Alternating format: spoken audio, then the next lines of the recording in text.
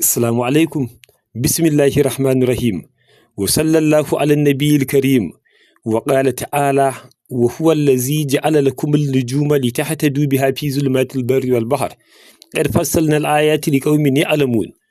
Da taimakon Allah mun wayi gari Lahadi 21 ga watan Jumada Sani shekara ta 1446 wanda yayi daidai da 22 ga watan 12 shekara ta 2024. A yau cikin taimakon Allah kamar yana cikin birji na Sumbula yana cikin manzila ta Kharsan. Sa'o'in kamar da taimakon Allah za su kasance kamar haka: ƙarfe 9:04 na safe zuwa ƙarfe 10:01, sai ƙarfe 4:14 na yamma zuwa ƙarfe 5:11, sai kuma ƙarfe 11:23 na dare zuwa ƙarfe 12:25.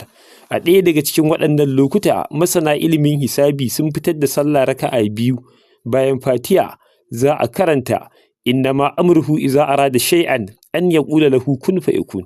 A madadin sura bayan sallama za a yi wa annabi salati ayi istighfari daidai gwargwado, sai a karanta ya kafi 111. Da taimakon Allah za ka aminta daga cikin duk abin da kake jin tsoro.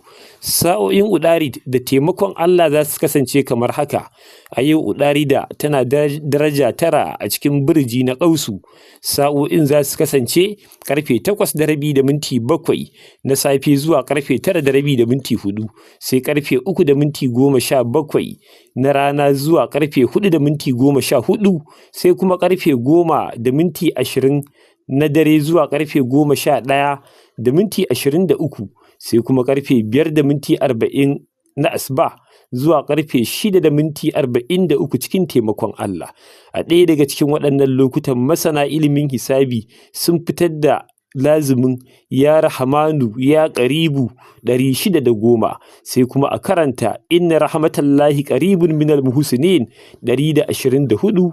Da taimakon Allah za ka samu kubuta daga cikin duka damuwa, za ka samu kusanci zuwa ga Allah subhanahu wa ta'ala, kuma za ka samu duka arziki. Alhamdulillahi, yau rana ce ta Lahadi, sirrin dai shine la ilaha illallahu. Godiya ga Allah subhanahu wa ta'ala 111,111.